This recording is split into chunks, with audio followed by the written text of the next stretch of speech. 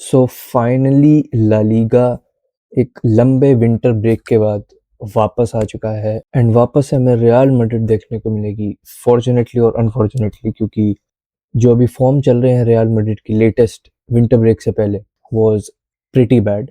ये break I think needed था real Madrid के लिए, क्योंकि जो मेस बना हुआ था क्लब में, I think it definitely needed a break, players भी, जाबी को भी। बट एक्चुअली इस ब्रेक के बीच में भी वो मेस कम नहीं हुआ दिखा है। वो मेस थोड़ा सा बढ़ इसलिए गया है क्योंकि किलियन एम्बापे इंजर्ड हो चुका है। So without Kylian Mbappe they have to face Real Betis की एक कंपेटिटिव टीम, क्योंकि रियल मैड्रिड अगर सेल्टा वीगो से हार सकती है या फिर इन टीमों से, सेविया या जो भी टीम है, इन लोगों से प्रॉब्लम में आ सकती है। सो बेटिस तो definitely can give problem, and in fact Betis has the goat, so we have to be beware of Real Betis। And इस मैच में मैं लाइनअप्स एंड प्रेडिक्शंस की भी बात करूंगा, बट उन पे जाने से पहले बात हमें यहाँ करनी होगी कि what exactly Xabi Alonso will try इस रियल मैड्रिड टीम में डालने के लिए, क्योंकि हमें अभी ना बहुत कंफ्यूजन दिखा विंटर ब्रेक से पहले। Initially we were seeing Franco Mastantuono starting at the right wing position, ठीक है। वो प्रेफर कर रहा था कि एक left footed player right wing पे खेले, एक right footed player left wing पे खेले, which is fair enough. But recently बहुत ज्यादा ही वहां पे मिस हो गया है आफ्टर रोड्रिगो ने सिटी के अगेंस्ट गोल मारा, वहां पे स्टार्ट करा हुआ, and since then Rodrigo consistently start कर रहा है राइट विंग पे। सो रोड्रिगो को हम राइट विंग पे अब देख रहे हैं, अभी तक जो जाबी का दिख रहा है, एंड स्टेटमेंट्स भी आ रही हैं that Xabi Alonso likes Rodrigo to play there, whatever. Vini को हमने थोड़ा अजीब देखा है क्योंकि एम्बापे इज ऑल्सो देयर, तो बहुत बार मैचेस में हमने देखा है विनी नंबर 9 खेलने लगता है, एम्बापे लेफ्ट विंग खेलने लगता है। ऑल्दो आई थिंक प्रॉपरली विनी को एज अ लेफ्ट विंगर ही खिलाना चाहिए एंड एम्बापे को ही मिडल पे रखना चाहिए, and he can drift left right, क्योंकि हमारी मिडफील्ड हमें अभी तक उतनी सेटिस्फैक्टरी नहीं दिख रही है। वो कंट्रोलर हमें अभी भी मिडफील्ड में नहीं मिल रहा है। Tchouameni is doing amazing, but Arda Guler and Bellingham, मतलब Bellingham is also doing good, but Guler का फॉर्म डिप कर गया, एंड जब से गूलर का फॉर्म डिप करा है रियल मैड्रिड ने स्ट्रगल करना स्टार्ट करा है, क्योंकि हमें वो कंट्रोलर चाहिए था। Guler, I am not saying he was the best controller out there, but at least Arda Guler वो बॉल्स निकाल पा रहा था, एम्बापे से कनेक्ट कर पा रहा था। बट प्रॉब्लम यही है कि एम्बापे से ही कनेक्ट कर रहा है गूलर, और किसी से कनेक्ट ही नहीं कर पा रहा है। एंड इसी वजह से अब रियल मैड्रिड विंटर विंडो में ही, जनवरी विंडो में ही एक मिडफील्डर ढूंढ रही है, and they are looking progressively for Kees Smit. Kees Smit एक proper tempo controller type of midfielder है, जिसको लेने का सोच रही, बहुत यंग है, ही इज 19 और 20 इयर्स ऑफ एज। एक यंग मिडफील्डर के लिए रियल मैड्रिड जा रही है, that's nothing new, but already आपके पास एक लंबी मिडफील्ड की लिस्ट है, ऑल्दो उसमें इंजरीज होती रहती हैं now and then, but still you have that number of midfield. And reports ये भी आई हैं कि कलाफाती एंड सोलारी, जावी ने एक्चुअली मांग करी थी मिडफील्डर की कि he needs a controller, he needs a tempo controller, but उन्होंने बोला कि you have so many options in the midfield which is fair enough, but actual controller हमारे पास मिडफील्ड में नहीं था, एंड दैट इज वेयर जाबी की रिक्वेस्ट को रिजेक्ट करा गया as per reports, and now उसकी बात से वो अग्री कर रहे हैं, and they are looking for a midfielder in the market. So अगर की स्मिथ आता है तो हो सकता है कि समर विंडो में कोई मिडफील्डर भी रियल मैड्रिड से जाता हुआ दिखे, and it might just be कामाविंगा, क्योंकि आई थिंक सबसे कम मिनट्स मिलने के चांसेस कामाविंगा के ही रहते हैं इस टीम में। But although Camavinga is very versatile, can play in multiple positions, so उसका जाना भी is will hurt Real Madrid, but let's see what will happen. But अब हम आगे बढ़ जाते हैं इस मैच के लिए। रियल बेटिस एक टक्कर देने वाली टीम है, एंड क्या लाइनअप रियल मैड्रिड उतार सकती है वो एक बारी मैं दिखा देता हूँ। सो आई थिंक कुछ ऐसा 11 हम एक्सपेक्ट कर सकते हैं। Goalkeeper of course Courtois, Valverde right back पे एंड करेरास लेफ्ट बैक पे, and the two centre backs will be Dean Huijsen and Rudiger. Tchouameni आपका सीडीएम होगा, and Arda Guler and Bellingham आपके एज मिडफील्डर्स अप टॉप खेलेंगे। जो front three है यहाँ पे अगर वो देखो तो रोड्रिगो आपका राइट विंग पे रहेगा, विनी आपका लेफ्ट विंग पे रहेगा, एंड यहाँ एम्बापे दिख रहा है, बट इसमें एक्चुअली गोंजालो गार्सिया अवेलेबल नहीं था जो वेबसाइट है इस पे, सो इसलिए मैंने यहाँ पे एम्बापे को रखा है, बट एक्चुअली गोंजालो गार्सिया वहाँ पे होगा as a striker, as a proper number 9। And ये मिडफील्ड दिखेगी ऐसा मेरा प्रिडिक्शन है, बट उसमें हो सकता है काफ़ी चेंजेस हो, क्योंकि जाबी को एक टाइम मिला है, सो हो सकता है उसने कुछ नया सोचा हो, बट ये इंपॉर्टेंट प्लेयर्स हैं टीम के, सो लाइकली यही है कि इन्हीं के साथ जाएंगे। एक ऑप्शन और है जो इस लाइनअप में कुछ चेंजेस हो सकते हैं if Gonzalo Garcia is not playing, उस सेंस में अगर मैं सोचूं क्या वो चेंज हो सकता है, मैं एक बार दिखाता हूँ आपको। तो एक लाइनअप ऐसी भी हो सकती है, sort of a diamond midfield, and Carlo Ancelotti 23-24 season में जो डायमंड मिडफील्ड खिलाता था, उसके अकॉर्डिंग कुछ ऐसा बन सकता है एम्बापे की अनअवेलेबिलिटी में। बट ये मेरे को चांसेस कम लग रहे हैं, क्योंकि थोड़ा सा डिसरप्शन आ जाता है, क्योंकि एम्बापे अगर होगा तो बेलिंगम इस रोल में नहीं खेलेगा, बहुत ज़्यादा ऊपर चढ़कर बेलिंगम कम आएगा। तो what I can see is, जो प्रीवियस लाइनअप थी मेरी उसके ही अकॉर्डिंग रहेगा, जस्ट एम्बापे की जगह पे गोंजालो गार्सिया आ जाएगा वहाँ पे। तो ये तो थी रियल मैड्रिड की बात, एंड अब आ जाते हैं प्रिडिक्शन पे। इस मैच का score what I predict will be real Madrid 3, real Betis 1। This is what I predict. I think real Madrid will play well, ठीक है। I think Gonzalo Garcia will start, एक number 9 के साथ खेलेंगे, थोड़ा कंफर्टेबल होंगे number 9 के साथ, Vini and Rodrigo.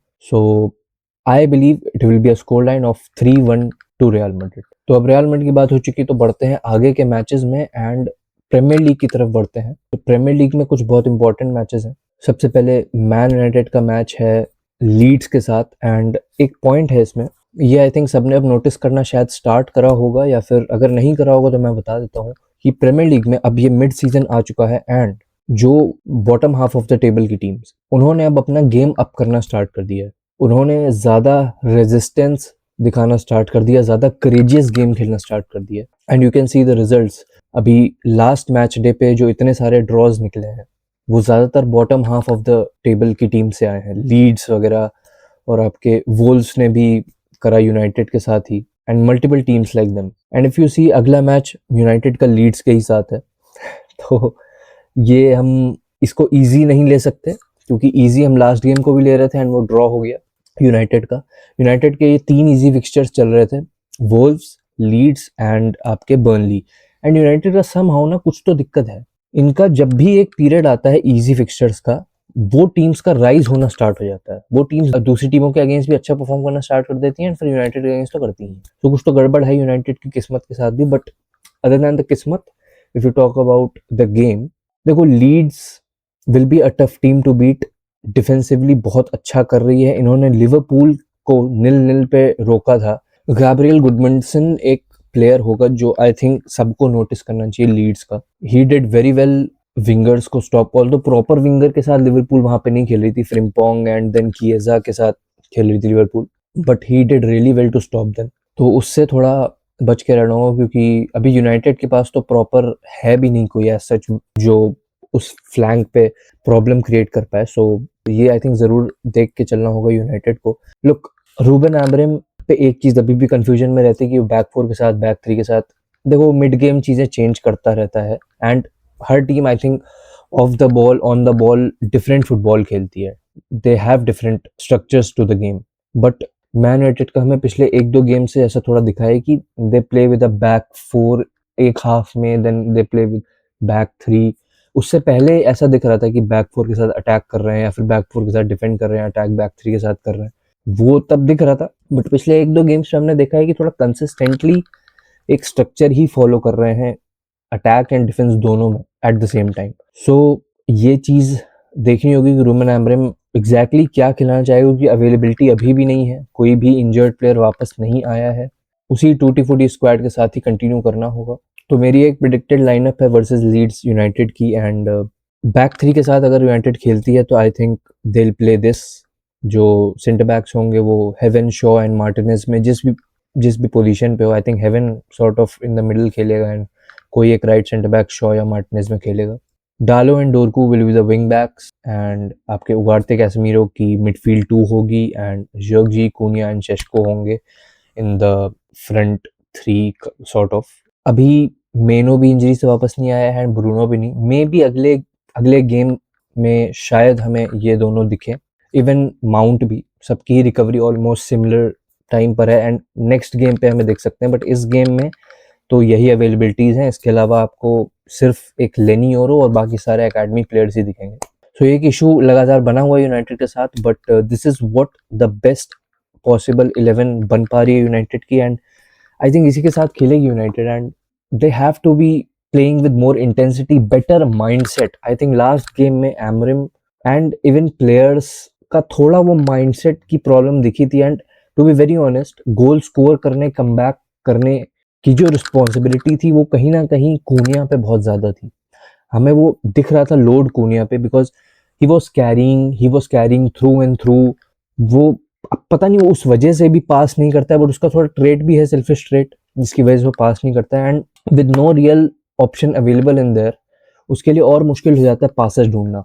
Although Sesko was there and Sesko को कुछ बॉलें फीड हुई हैं, not really through Cunha but through Dorgu और Dalot and some other guys, Casemiro in fact, but Sesko convert नहीं कर पाया था। And to be very honest, इस गेम में शेस्को का बहुत बड़ा रोल होने वाला है। एंड मेरी एक प्रिडिक्शन ये भी है कि Sesko will score in this game. If he doesn't, probably that will be too bad for United because Sesko needs to start scoring. He is a striker and वो अगर स्कोर नहीं करेगा तो उसका गेम लोग यूजुअली खराब ही बोलेंगे। तो he has to start scoring, he has to start converting his chances।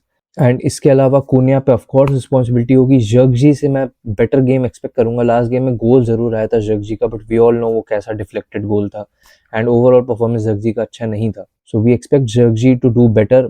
उगारते का भी लास्ट गेम कुछ खास अच्छा नहीं था। The game before the last game was very good for Ugarte, but the last game wasn't really that good. So Ugarte also needs to be consistent थोड़ा।